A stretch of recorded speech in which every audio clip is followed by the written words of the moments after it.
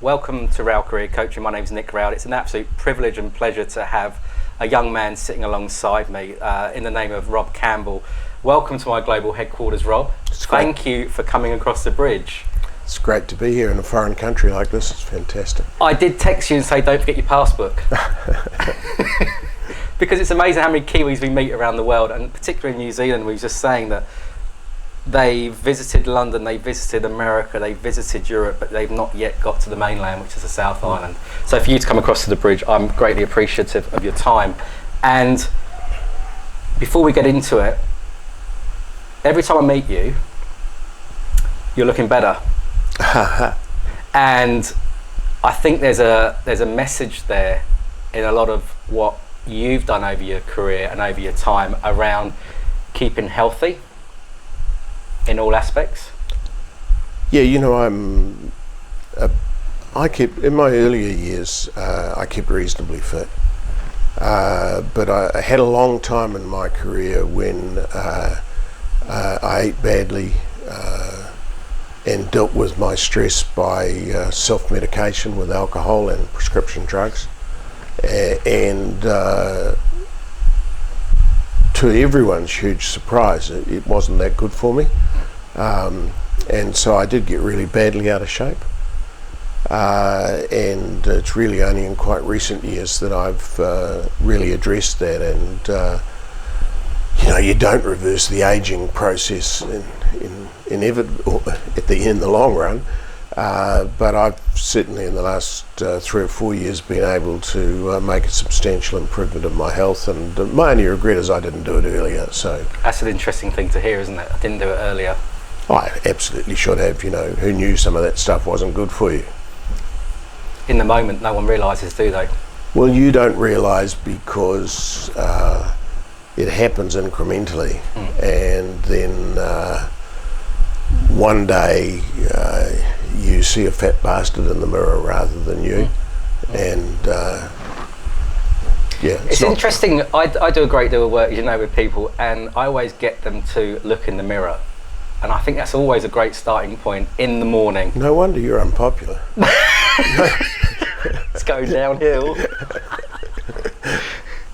But it's interesting when you get people to look in the mirror and then they reflect and they think about themselves and what they're doing in life. And Dad said to me at a very young age, and I think I said this to you the other year when we did a podcast together in your den, was, you know, life's not a dress rehearsal and you only get one chance to give it a go.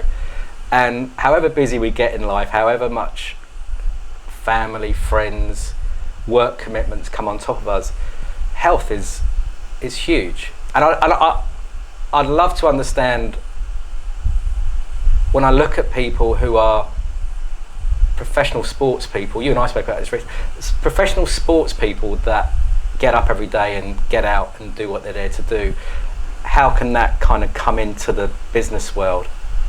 I'm not saying we should put treadmills into all your boardrooms, not yet, but you think about that, you know, the health side of people, and how's that affected your brain power?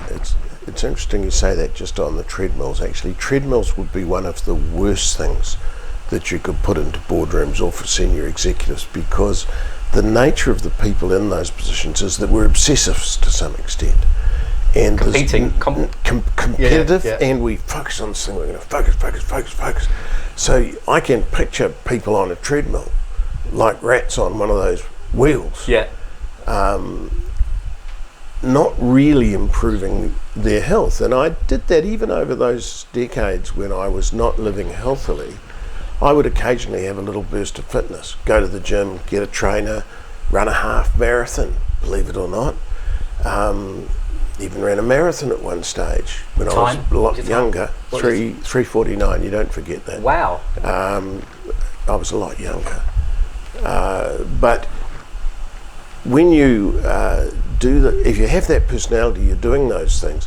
Yeah, you might be able to run faster, you might be able to lift more weight or whatever, but are you actually getting healthier? Because health is a holistic thing. It's not a one thing. So you could put treadmills in boardrooms and the guys would run, mostly guys of course, would run on them and compete with one another. But actually, would they get more healthy? Probably not, it's my guess. Because the sausage rolls would be sitting at the end of the room. Yeah, the sausage rolls would still be there, the Yep. same lifestyle would still be there, the same ways of thinking and relating to one another would be there. And I've been lucky enough in more recent years to get appreciation of what a more holistic view of health is. End to end, not just the one thing. Congratulations on a very, is it a proud award that came your way early in 2020? Look, I really appreciate the award and the sort of government recognition. It implies you don't want to get too carried away about it. I mean, you only have to look through the list to realise there's a lot of people who have a comparable award who you don't admire, and there are other people probably looking through the list at me and thinking, what's that bastard got an award for? So you've just got to be a bit realistic about it, but I do appreciate it. Well done. The reason you and I are talking today, and I'm pulling together a number of educational videos to support people in their leadership and to share some stories and some thoughts, and I thought, who better to share a yarn with than young Rob, and through the eyes of a chairperson, and also from my role as an executive coach. And I'd love to take you back through your career. It sounds like we're doing a talkback show, doesn't it, with Jonathan Ross, but it's not. But I'd love to take you back and ask you a question around you and who's impacted on you, who's helped you the most when you look at yourself sitting here today in Birkdale. Who's helped you, and what's he or she done for you? Well, I've been lucky to come into contact with a lot of different people over different chunks of my career, and they'd be a pretty hard group to put into one room, partly because some of them are dead, but even if they were all alive, they'd be quite hard to put in one room because they're all very different people. So I was, like a lot of people of my age, went from school to university because at a certain academic level that was just what you did. I didn't have any real idea about what I was going to do, and I was pretty aimless at university. I enjoyed the social and political parts of it, managed to get through the educational parts. It wasn't until I struck two professors in quite a small economic history department, Professor John Gould and Professor Gary Hawke at Victoria University in Wellington, who intellectually I kind of gelled with and was inspired by, understood what they were trying to achieve, and it made me academically just so much better, and I really enjoyed that. It was very important to the way that I think and write now, and I'll always be indebted to them for that. In fact, went through with their tutelage to become a junior lecturer. So that was really important to me for various reasons. I didn't continue, mainly because I didn't like teaching particularly. I liked the research part, but wasn't a gifted teacher by any stretch. I then drifted in a way also into the union world simply by being asked to do some work, and had a lot of great leadership there, but the two people who really showed me a new way to think about people, showed me a new way to think about class, showed me a new way to think about economics, were Bill Anderson and Ken Douglas, who were leading communist trade union officials of the day. And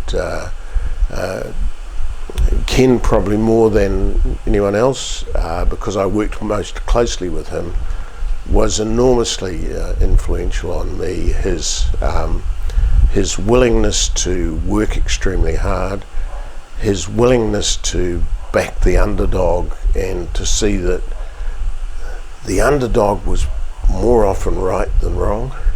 In most things, in work, in life, and in all other ways. There was no reason to assume that because they were the underdog they were wrong, and that's an easy thing to do. We should all try and remember that. The underdog is not necessarily wrong, and in fact Ken, I think, would say the underdog is more likely right because he hasn't been thieving if he's the underdog. Now, you don't need to necessarily go that far, but Yep. you get an appreciation for that and the willingness to work with and for people in those situations. And I found it immensely inspiring and learnt an enormous amount working with him. For a whole lot of reasons, life changes and one changes. I ended up not working for the unions anymore. And again drifted really into other roles in life. But in business, I was particularly inspired by a chap called Trevor Farmer, who was at the time one of the owners of Freightways. I had spent years fighting Trevor across the table as a union official for his drivers and store people, and we had developed such a mutual respect for one another that he was at my second wedding, which was mostly union officials, and Trevor Farmer and Bruce Plested from Mainfreight were kind of the representatives of the ruling class, if you like. I think they were called that on the occasion. Any objections to the way? Not at all. Marvellous people, both of them. But Trevor was enormously influential on me because he was, it still is, amazingly entrepreneurial, not well educated at all. So I was still getting rid of some of the vestiges of academic life in my head.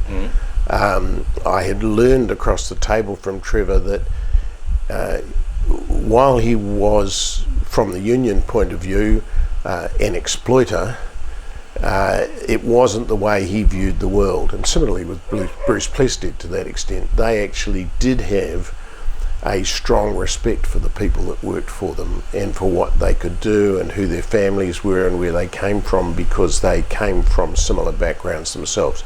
Trevor had been a carpenter. He was fond of saying, like Jesus. He'd been a carpenter, and he had made some observations. For example, he'd been one of the earliest people in containerisation in New Zealand, simply because while driving around South Auckland, he had seen all the knocked down car cases that were brought in and thought they could be used for something other than trash, and developed a storage and wholesaling and transport business partly around them. So just an innovative, a good brain, a practical brain. Fast thinker or a methodical? Nah, very fast thinker, quite an intuitive thinker. Anyone that worked for Freightways in those days will remember Trevor, who used to walk around his depots with a length of string, and he had worked out that he actually didn't want anything in his courier containers that was any bigger than the length of string, and you would actually see him in the depot with the length of string going and taking things off, put them on the ground and say that can go somewhere else.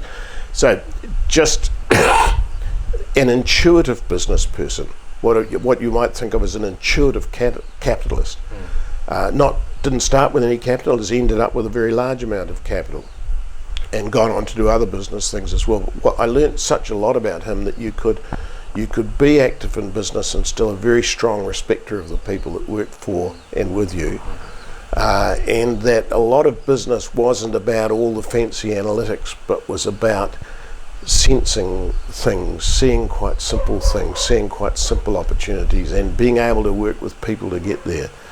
So, I had enormous opportunities to learn from Trevor and his partner, Alan Gibbs.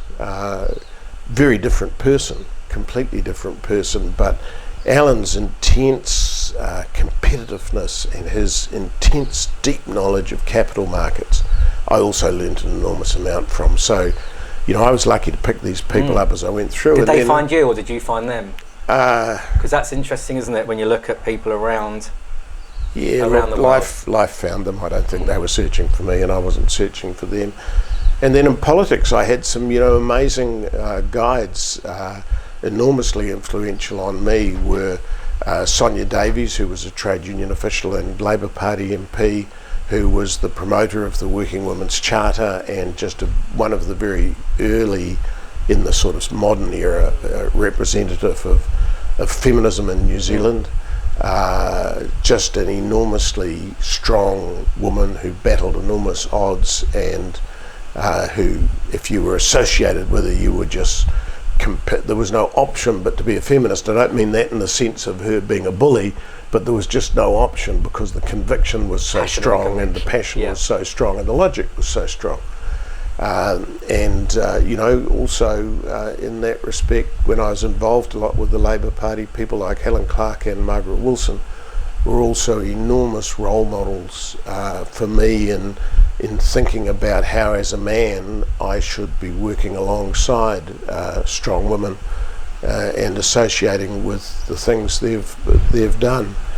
And then I guess most recently, my guru, Dave Latelli, a Maori Samoan from a mongrel mob background, a boxer, has hit the bottom, has fought his way back up, has just an enormous way of recognising the power of people and the strength that is in community.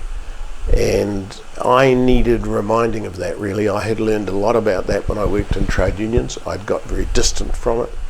I think I still carried a lot of the same views, but I wasn't living them. Dave has been very helpful in my own health journey, but probably more importantly in my intellectual and work journey as well. So, that's a pretty good list to have come across. You use a few words that I kind of love to hear from people sitting in this chair, sitting alongside me, that word around inspiring me and family and people. And sometimes people, whether you're a leader, whether you're a manager, whether you're in business on your own, whether you're running the biggest global business, that's lost, isn't it? You get that data, you get the board pack, you get the information come through, and the whole focus goes on that dollar figure. And I wonder whether, and this is part of the conversation today around leading and authentic leadership, do you think there is a place for the inspiration, the family, the togetherness, the being open, the being vulnerable, the being authentic to who they are in those very top senior roles? How much do you see in the boardrooms that you run and lead, people generally being themselves as opposed to the exercising? Look, I think in the world that I work in, unfortunately, most of us are playing roles most of the time. I don't mean that in a bad way, but we're circumscribed by our job definitions, by what people's expectations of us are, by our experience. And so authenticity, I think a lot of people, in business you meet people who fake authenticity, would like to be authentic but probably aren't. They have a view about what does an authentic leader look like. I'd better be one of those. Yep. Who's in vogue today? Don't think that's uncommon. When you do strike someone who can carry their authenticity into a leading business role, I think it is very, very important. I don't think I'm that unusual in this, but I often reflect on it that by and large, most people I meet, I think, are probably better than me. And in thinking about that, those people often can be intimidating. I wish I was as good as them, or I think they're really good at that and I'm not really any good at it, and those kind of things. Those thoughts are going through your mind. It's a special skill to have someone who you think, okay, they're better than me, like most people. But then for that to be inspiring, that's a much harder skill. That's a much harder thing, to have people not be intimidated, not be put off, not be distracted, but to be inspired. And that's, all those people I mentioned are inspiring people. And look, there are millions of others who have never been leaders in a grand sense, possibly don't even think they're leaders. But, one of the great things about working out in kind of that boot camp environment is, you can see leaders at all sorts of different levels, can't you? Go around a sports field with the kids. Yeah, there you go. And it's never, I've got a thing up on the wall, it says you don't need to be the loudest megaphone or the brightest, or have the brightest spotlight on you to be a truly authentic leader. Sometimes, and I've read a book by Susan Cain recently called Quiet, as an introvert dyslexic person myself, and not wanting to be standing up banging the drums. You mentioned the boot camp, and you just see the quiet ones going about their business. The quiet ones just get on and do things. They do the routine, they put in the hard work. They're not there grunting and groaning and moaning and look at me, how big a weight can I push, Rob? Come on, keep up. That's what leadership looks like in my simple eyes, away from a corporate environment. But it's how you bring that authenticity and being allowed to bring that authenticity through. A great deal of my work is observing people, sitting in the boardroom and observing and shadowing him or her and seeing what they're doing in there, how they're talking, how they're reflecting, how they're being, and how people are responding to that person. And I remember a lady recently, we sat around the boardroom and I sat in the corner and there was directors doing what they're there to do and doing a wonderful job, and she came away from the board meeting, she said, wasn't that great? Didn't I do well? And I said, I'm glad you think that. Congratulations. Yet we'd sat in here in the global headquarters, and what I had observed and seen and how you and I taught is a very different character that she was bringing into that boardroom. And I challenged her and I questioned her and I asked her, why am I seeing this human warmth, caring person that wants the best for a lot of things and a lot of good things? You're not using that in the boardroom. And she hadn't seen it. She hadn't had that feedback from anyone who she trusted or relied into. And sometimes having those people that you can trust, those people you can lean on around you to say, hang on a minute, you're doing yourself a disservice. You're not giving yourself the opportunity to push that weight or to run up that hill. You can do it. Just give somebody that support to bring that out in them. Yeah, I've been reflecting a bit recently that in business, and possibly in other areas of life, but we're talking about business. We often, I think, expect our chief executive or our directors, probably particularly the chair, to be leaders in some sense, and that's interpreted as being, if you like, the person with the megaphone in a metaphorical kind of sense. And I wonder if that's not the wrong, increasingly I wonder if that's not the wrong thing that we're expecting, that for a business of any great size particularly to succeed, it needs a lot of leaders. It needs a very decentralized group of people who can inspire and guide and sometimes control others, and that's not necessarily best delivered by a leader at the top. The person the people at the top might well be better to be a teacher or an enabler or an encourager than necessarily a leader. And our model is very centralised, isn't it? Our business model is very centralised on leadership as being a top-down thing, and rather than seeing what you need is more. And so the people who are in your top positions may not be your best leaders, and that may not matter. They might be introvert dyslexics who nevertheless quietly walk around encouraging, enabling, opening doors, all that sort of thing. And sometimes the people who might be the best for our business are not what we call leaders. It's just a term that gets thrown around, isn't it, leader? Yeah. And unfortunately it's what we have. You're seen as a leader, she's seen as a leader, and I always kind of throw that to one side and say, well, what is it you do? What is it you do? And if people sit and it's all about one thing or another, I say, well, that's great, but who's helping you? Who's around you to support you? Who's going to enable you to be great, or who's going to enable your business to succeed into the future? Because I wonder, in my lifetime, I long to see so many more leaders, as you said quite rightly, from top all the way down to the guy or the girl on the floor. Yeah, it's interesting. I just in the last few months of last year, I got involved a bit with two organisations. Happen to be in Auckland. One is Leadership New Zealand, that runs a course for young leaders in various parts of business and government in New Zealand, and the Tuputawa group, who are specifically designed on developing leadership in Maori and Pacific Island organisations and people. And what I've seen there, it's really interesting, interacting with the young people in their courses and the people who are guiding them.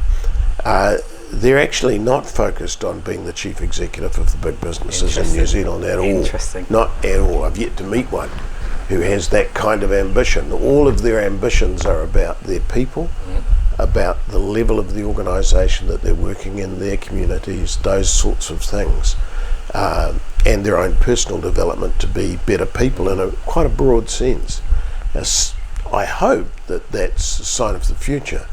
I wonder if our systems don't weed it out, that maybe everyone starts off like that, and our systems and structures weed that out, so what we have at the end, at the top, are the hungriest, most ambitious people, not necessarily the people that can do the most for the organisation.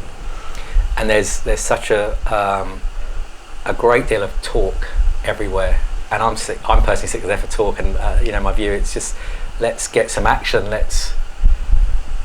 Let's allow people to bring thought through. Ultimately, leadership is lonely. I don't care any senior executive who doesn't sit and take that time to think that it is bloody hard. You are sitting at the top of the tree, Mount Everest, looking across your world, and you've got to make some really uncomfortable, awkward decisions, and that's life sometimes.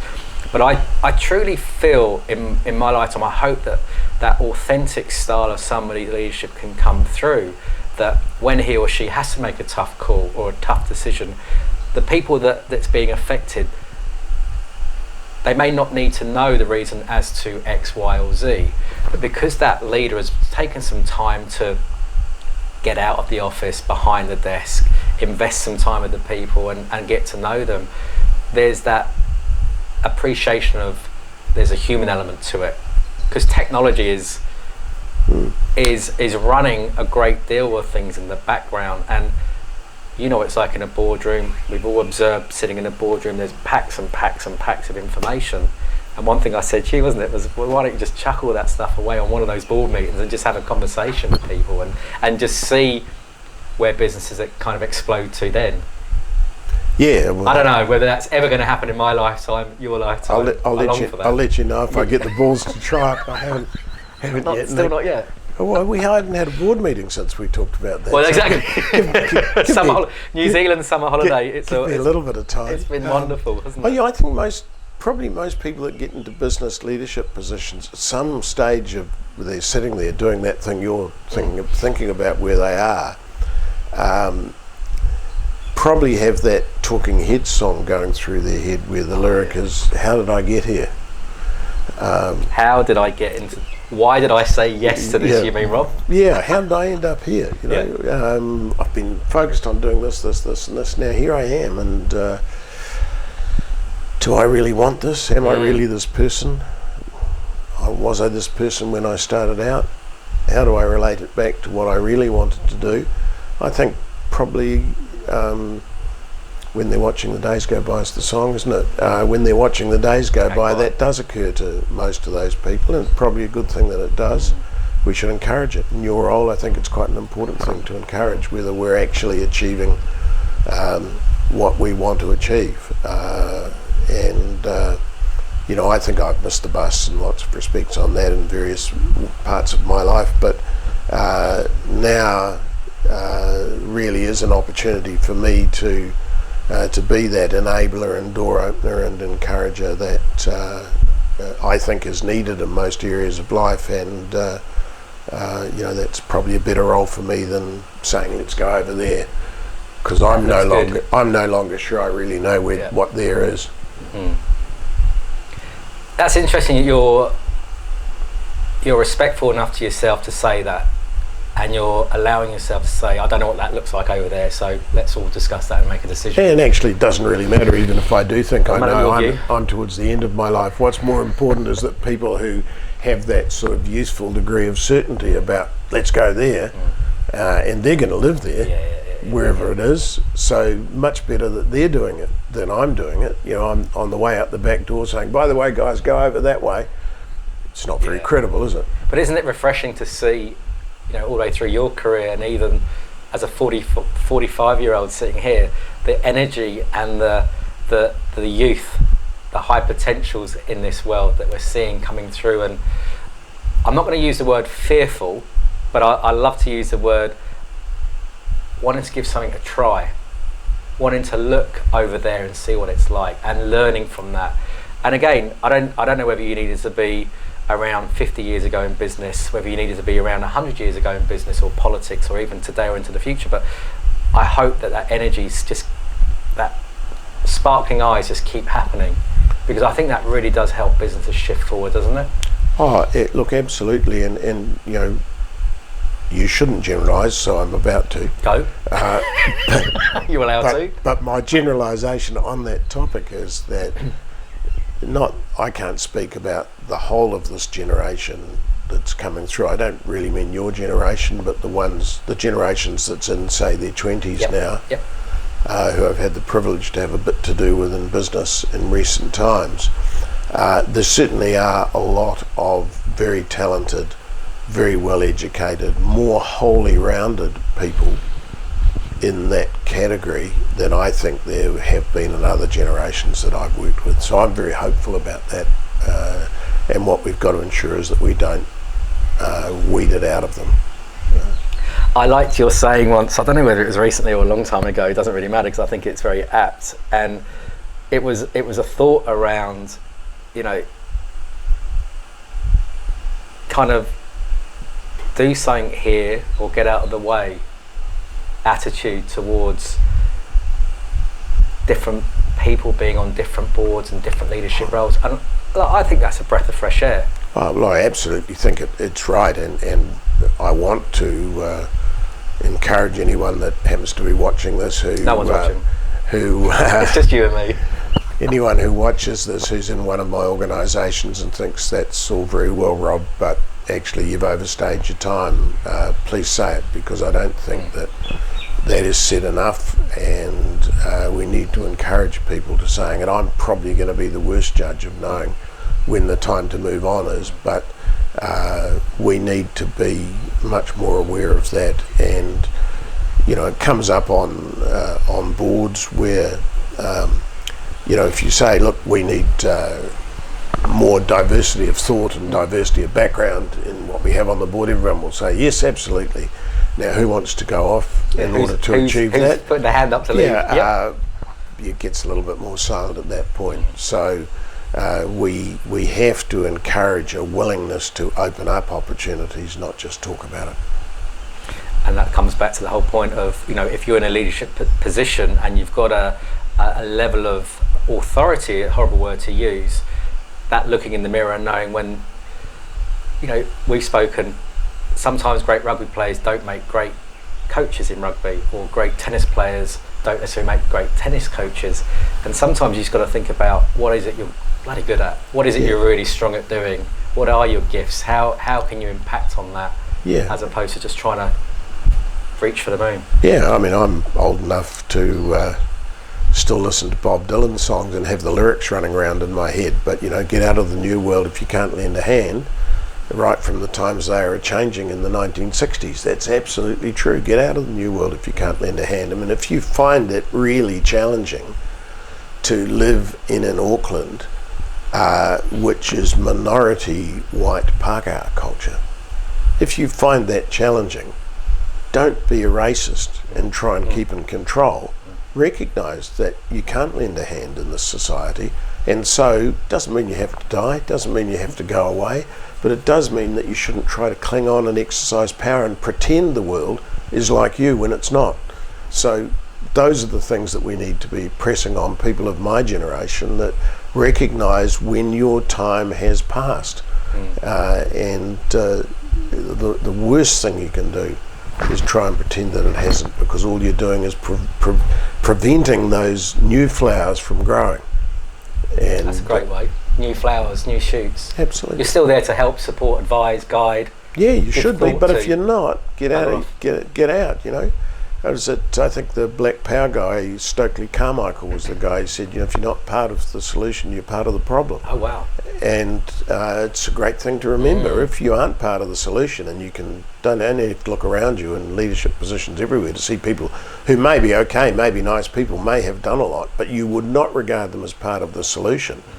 Well, if they're not, they're part of the problem. We're part of the problem. And being allowed to have that voice, being allowed to be heard, being allowed to feel confident in sharing your thoughts and ideas has got to be up there, isn't it? It's got to be a priority for any leader. We look at a few of the guys here in New Zealand. There's been a bit of churn around the CE space, and I know globally, speaking to some fellow coaches, that 2019 was a big churn of CEOs, and part of the review was the disengagement between values aligning with culture, aligning with outcomes, not just the bottom dollar. So I think those good hard looks at those around us and challenging for the right context, not just for the sake of challenging, is important to keep evolving, because things move on. In your career, what's been the biggest shift in leadership over your tenure, if anything?